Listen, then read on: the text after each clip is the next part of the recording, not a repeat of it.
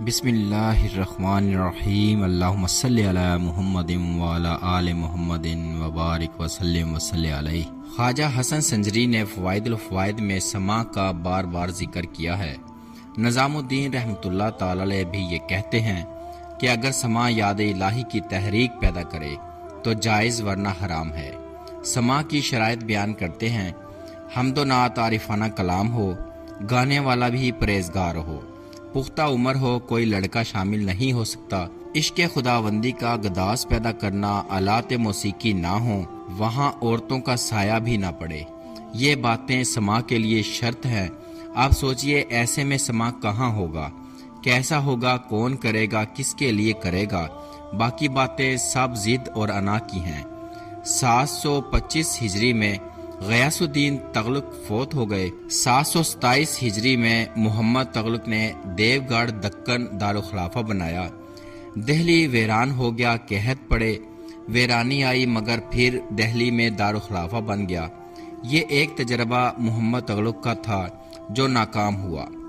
غیاث الدین تغلق نے لکھنوئی بنگال پر لشکر کشی کا ارادہ کیا۔ تغلق آباد دہلی سے کوچ کرنے سے قبل سلطان نے شیخ کے نام ایک قہر نامہ لکھا کہ آپ لکھنوئی سے میری واپسی سے قبل دہلی سے نکل جائیں، میں تمہیں مزید برداشت نہیں کر سکتا اور نہ میرا حکم ٹالا جا سکتا ہے۔ خواجہ اقبال یہ خط پڑھ کر درویشوں کے ہمراہ بے قرار ہو گئے۔ شیخ نے کہا، یہ پرانی رسم ہے، ایسا ہوتا ہی آیا ہے، سلطان کو اپنا کام کرنے دو اور مجھے سماع میں مصروف رہنے دو۔ اور ان کا طرز وہی بے نیازی تھا۔ امیر خسرو نے کہا، سیدی وہ سخت گیر آدمی ہے، ہمیں اپنا بندوبست کرنا چاہیے۔ تم یہ کہتے ہو کہ ہم غیاث پور چھوڑ کر کسی دور دراز علاقے میں چلے جائیں یا ہندوستان ہی چھوڑ دیں؟ یہ بات تو علاء الدین خلجی کے زمانے میں بھی میں نے سوچی تھی، مگر نہ اس نے دوبارہ ضد کی اور نہ وہ رہا، اس لیے ہم بھی بیٹھے رہ گئے۔ امیر خسرو نے پھر اس کی سخت گیری کے متعلق کہا۔ خواجہ اقبال سے خط لے کر آپ نے دیکھا اور کہا، میری قلم دوات لاؤ۔ قلم دوات رکھ کر کچھ دیر سوچتے رہے، پھر خط کی پیشانی پر لکھا، ابھی دلی دور ہے۔ یہ طرز گستاخی تھی۔ شاہی فرمان کے پیشانی پر لکھے لفظ دیکھ کر تغلق بہت حیران ہوا اور امراء کو طلب کیا، کہنے لگا کہ نظام الدین رحمۃ اللہ تعالی کو اب میں بتاؤں گا کہ دلی دور نہیں، وہ ہمیشہ میرے پاؤں تلے ہے۔ لکھنوتی میں غیاث الدین بلبن کا بیٹا ناصر الدین اس علاقے کا حاکم تھا۔ وہ جنگجو نہیں تھا، تحائف دے کر اپنی جان خلاصی کروائی۔ غیاث الدین تغلق نے اپنے منہ بولے بیٹے تاتار خان کو سنار گاؤں کا حاکم بنایا۔ یہاں کا پرانا حاکم اور جاگیردار بہادر شاہ ہمیشہ شاہ سے لڑتا رہتا تھا۔ اس بار اسے شکست دی اور دہلی کی طرف چلا۔ راستے میں ترہٹ کا قلعہ تھا، یہاں کے راجہ نے خبر سنی تو وہ جنگلوں میں جا چھپا۔ تغلق نے درخت کٹوا دیے اور میدان بن گیا۔ آخرکار سلطان 3 دن میں حصار ترہٹ پہنچا۔ وہاں قلعے کے گرد 7 خندقیں پانی سے بھری تھیں۔ تغلق نے ہمت نہ ہاری، یہ راستہ عبور کیا، راجہ کو شکست دے کر قید کر لیا۔ ترہٹ کی حکومت ملک تیغا کے بیٹے احمد خان کے سپرد کی اور خود دہلی کی طرف بڑھ آیا۔ بیٹے نے باپ کے آنے کی خبر سنی تو محمد تغلق نے افغان پور کے قریب ایک محل بنوایا اور انوکھے طریقے سے استقبال ہونے لگا۔ وہ 3 دن میں بنا تھا۔ محمد تغلق کا خیال تھا کہ شاہ اسی محل میں رات گزارے اور مکمل سامان ہونے کے بعد شان سے دہلی میں داخل ہو۔ غیاث الدین جب یہاں پہنچا تو بیٹے نے جشن کے سب اسباب بیان کر دیے۔ باپ خوش ہوا اور رات وہاں گزارنے کا ارادہ کر لیا۔ ضیاء الدین برنی لکھتا ہے کہ رات کو کھانا طلب کیا، شہزادہ بھی کھانے میں شریک تھا۔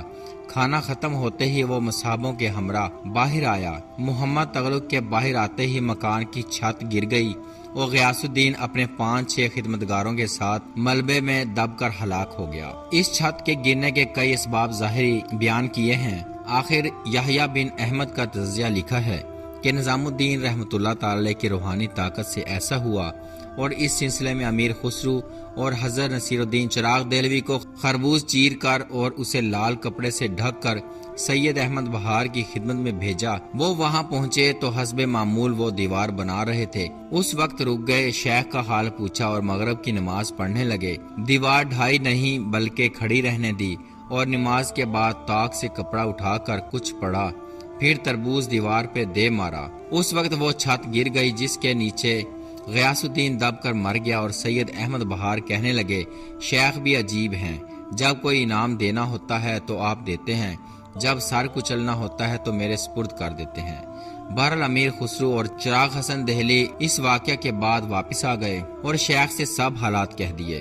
ایک روایت محمد تغلق کا باپ کے خلاف اکسانے کی بھی ہے۔ بہرحال غیاث الدین تغلق نہ رہا، شیخ نے دروازے پر کھڑے ایک غریب کو بلانے کے لیے خادم کو بھیجا۔ جب وہ آیا تو اسے نوالا خود کھلاتے ہوئے کہا یہ دکن کی بادشاہی ہے، جو محنت کے ساتھ ملے گی۔ وہ گانگو بجنی تھا جسے 22 سال بعد دکن کا تخت ملا۔ آپ کے خلاف دہلی میں بڑے بڑے فتنے اٹھے، مگر گالیاں دینے والوں کو آپ نے دعائیں دی۔ ایک شخص نے دیکھا کہ شیخ درویشوں کے ساتھ تنگی سے زندگی بسر کر رہے ہیں۔ اس نے کہا اگر آپ کہیں تو میں آپ کو سونا بنانا سکھا دوں تاکہ آرام سے گزر ہو سکے۔ جواب دیا سونا یہود حاصل کرتے ہیں، ہم تو اپنے رب سے راضی ہیں، ہمیں مال و زر کی ضرورت نہیں۔ امیر خرد بیان کرتے ہیں کہ شیخ کو ایسا مرض لاحق تھا جسے طبیب نہ سمجھ سکے۔ دن میں کئی بار بے ہوش ہوتے اور ہوش میں آ جاتے۔ ایک دن بہاؤالدین ذکریہ ملتانی کے پوتے شیخ رکن الدین رحمۃ اللہ تعالی ابو فتح آپ کی عیادت کے لیے آئے۔ آپ نے چار پائی پر بیٹھنے کے لیے کہا، مگر پاس ادب سے انہوں نے ایسا نہ کیا اور قریب ہی ایک کرسی پر بیٹھ گئے اور کہنے لگے ہمیں ابھی آپ کی بہت ضرورت ہے۔ کہنے لگے میں نے خواب میں حضور سرور کونین صلی اللہ علیہ وآلہ وسلم کو دیکھا ہے۔ وہ کہہ رہے تھے کہ نظام الدین ہمیں تمہاری ملاقات کا شوق ہے۔ اب ان کا آخری وقت آ چکا تھا۔ 40 دن کچھ نہیں کھایا، روتے رہتے۔ ایک مرید رضی نے ایک دن مچھلی کا شوربہ دیا، مگر کہنے لگے اسے پانی میں بہا دو۔ سید امیر خرد کے چچا حسین نے عرض کیا کچھ کھا لو، مگر آپ نے جواب دیا جو سرور کونین صلی اللہ علیہ وآلہ وسلم کی ملاقات کی آرزو رکھتا ہو دنیاوی کھانا کیسے کھا سکتا ہے۔ سید امیر خرد بیان کرتے ہیں جمعہ کا دن تھا، شیخ پر عجیب کیفیت تھی۔ نماز ادا کی اور گھر چلے آئے۔ دن بھر بے ہوشی اور ہوش کے دور ہوتے رہے اور وہ یہی لفظ دہراتے آج جمعہ ہے اور دوست کو دوست کا وعدہ یاد ہے، اور پوچھتے نماز کا وقت ہو گیا ہے اور میں نے نماز ادا کر لی ہے، اور کہتے ہم جا رہے ہیں، ہم جا رہے ہیں، ہم جا رہے ہیں۔ آخری دنوں میں بابا فرید کی بھی یہی حالت تھی۔ ایک دن گھر کے سب آدمیوں کو اکٹھا کیا اور خواجہ اقبال سے کہنے لگے کہ یہ سب گواہ ہیں، اگر تم نے کوئی جنس گھر میں رکھی تو قیامت کو تم اس کے جواب دہ ہوگے۔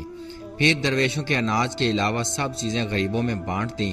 انہوں نے لوگوں کو بلایا اور وہ اناج بھی اٹھوا دیا۔ درویشوں نے عرض کی کہ ہمارا کیا ہوگا؟ کہنے لگے تمہیں رزاق پر یقین نہیں؟ میری خانقاہ پہ اتنے نذرانے ہوں گے کہ تم سنبھال نہ سکو گے۔ پھر انہوں نے کہا اسے کون بانٹے گا؟ کہا جس کا اپنا حصہ اس میں نہ ہو۔ اسی دوران امیر خسرو کے نانا مولانا شمس الدین وامکان سے لوگوں نے کہا آپ پوچھیں کہ انہیں کس مکان میں دفن کیا جائے۔ مولانا کے پوچھنے پر آپ نے جواب دیا میں تو چاہتا ہوں کہ جنگل میں دفن کیا جائے۔ اس کے بعد آپ نے کپڑوں کا صندوق طلب کیا۔ شیخ نے ایک دستار اور مسلح برہان الدین کو عطا کیا اور دکن جانے کا حکم دیا۔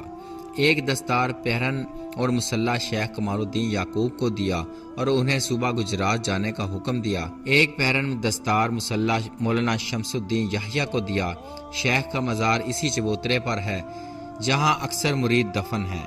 غرض اس صندوق کا سارا مال تقسیم کر دیا۔ حضرت نصیر الدین محمود چراغ دہلی بھی موجود تھے۔ آپ کو کچھ نہ ملا اور آپ یہ کہہ کر خاموش ہو گئے کہ حضرت شیخ بہتر جانتے ہیں کہ کوئی کس چیز کا اہل ہے، اور وہ خوش اور مطمئن تھے۔ پھر سات شنبہ کے روز نماز عصر کے بعد آپ کو بلایا اور خرقہ، عصا، مسلح، تسبیح، لکڑی کا پیالہ اور جو کچھ بابا فرید سے ملا تھا وہ سب حضرت نصیر الدین محمود کو عطا کرتے ہوئے فرمایا تمہیں دہلی میں رہ کر لوگوں ظلم و جبر برداشت کرنے چاہیے کہ یہی تمہارے حق میں بہتر ہے۔ دو مریدوں نے اصرار کیا تو کہنے لگے عشق کے مریضوں کے لیے دیدار دوست کے سوا کوئی دوا نہیں ہے۔ محمد تغلق نے طبیب بھیجا اور اجازت چاہی۔ طبیب آیا تو آپ بے ہوش تھے۔ ہوش آیا تو نماز کے متعلق پوچھا۔ لوگوں نے کہا نماز پڑھ لی ہے۔ آپ نے پھر نماز پڑھی۔ مہندر ہردیو لکھتا ہے کہ ساری رات ان کی حالت اسی طرح رہی۔ صبح کی نماز بھی کئی بار پڑھی اور خواجہ سید محمد امام کو بلا کر کان میں کچھ کہا، پھر یکدم ان کی آواز بلند ہوئی کہ حضرت بابا فرید آئے ہیں، تعظیم کے لیے مجھے اٹھاؤ۔ سب لوگ آگے بڑھے تاکہ آپ کو اٹھایا جائے کہ اچانک آپ پر سکوت طاری ہو گیا اور نبض بند ہو گئی۔ اس وقت ہم سب نے جانا کہ سورج غروب ہو چکا ہے، حالانکہ وہ دن کا پہلا پہر تھا اور سورج روشن تھا۔ یہ چہارشنبہ کا دن ربیع الاخر 18 تاریخ اور 725 ہجری تھا۔ شیخ وفات پا چکے تھے۔ خواجہ اقبال، مبشر، عبدالرحیم، خواجہ سید محمد امام، قاضی سید محی الدین کاشانی، خواجہ سید موسیٰ اور سید حسین کرمانی سب بے قرار تھے، مگر صحبت شیخ سے متاثر ہوتے ہوئے زبان بند تھی، آنسو بہہ رہے تھے۔ اتنے میں محمد تغلق آ گئے۔ رکن الدین ابو الفتح ان کے ہمراہ تھے۔ محمد تغلق نے دفن کی جگہ پوچھی۔ سید حسین کرمانی نے تالاب کے اندر تدفین کی جگہ بتائی تو تغلق نے اپنے وزیر احمد ایاز خواجہ کو حکم دیا۔ ہزاروں مزدور جمع ہو گئے اور تالاب کو بھر کر قبر تیار ہو گئی۔ رکن الدین نے نماز جنازہ پڑھائی اور انہیں دفن کر دیا گیا۔ رکن الدین کہہ رہے تھے کہ آپ مجھے ملتان جانے سے روکتے تھے، آج معلوم ہوا کہ وہ کیوں روکتے تھے۔ بہرحال محمد تغلق اور سب عمراء نے بھی اس تجہیز و تدفین میں حصہ لیا۔ جواہر لال نہرو وزیر اعظم بھی ان کے مرکز پر سر خم کرتے تھے۔ حضرت نظام الدین رحمۃ اللہ تعالی کی دعاؤں سے تاتاریوں کی یورشیں ختم ہو گئیں۔ منگول یہاں نہ آ سکے، نیک لوگوں نے غیاث پور تک چبوترے بنا کر ان پر سائے کروائے تھے تاکہ آنے جانے والوں کو تکلیف نہ ہو۔ 2 چوکیدار مقرر تھے تاکہ وضو کا بندوبست رہے اور لوگ نماز ادا کریں۔ ہر محلہ میں مہینے میں ایک بار اجتماع ہوتا جہاں محفل سماع منعقد ہوتی۔ لوگ گناہوں کو چھوڑ کر دنیا داری کی طرف راغب تھے۔ شراب اور سیاہ کاری کے اڈے ختم ہو گئے۔ شریعت کی کتابوں کی طرف لوگوں کی رغبت بڑھ گئی تھی۔ وہ عظیم مصلح تھے۔ علامہ اقبال نے انگلستان جانے سے پہلے یہ نظم ان کے مزار پر قدموں میں کھڑے ہو کر پڑھی تھی۔ فرشتے پڑھتے ہیں جس کو وہ نام ہے تیرا، بڑی جناب تیری فیض عام ہے تیرا، ستارے عشق تیری کشش سے قائم ہیں، نظام مہر کی صورت نظام ہے تیرا، نہاں ہے تیری محبت میں شان محبوبی، بڑی ہے شان بڑا احترام ہے تیرا، فلک نشین صفت مہر ہوں زمانے میں، تیری دعا سے عطا ہوا وہ نرد بام مجھ کو، مقام ہم سفروں سے ہو اس قدر آگے کہ سمجھے منزل مقصود کارواں مجھ کو۔ اس دعا کی قبولیت بھی جو اقبال کو عطا ہوئی انہی کی کرامت سمجھی جاتی ہے۔ اللہ تعالیٰ سے دعا ہے کہ حضرت نظام الدین اولیاء رحمۃ اللہ تعالی پر اللہ تعالیٰ اپنی کروڑوں رحمتوں کا نزول عطا فرمائے اور ان کے توفیل ہماری بھی بخشش کا ذریعہ بن جائے۔ امید کرتے ہیں آپ کو حضرت نظام الدین اولیاء کا یہ حالات زندگی و واقعات آپ کو بہت پسند آئے ہیں اور ان واقعات کو آپ سن رہے ہیں محبت کے ساتھ۔ اللہ تعالیٰ آپ پر بھی اپنی رحمتوں کا نزول عطا فرمائے، آمین۔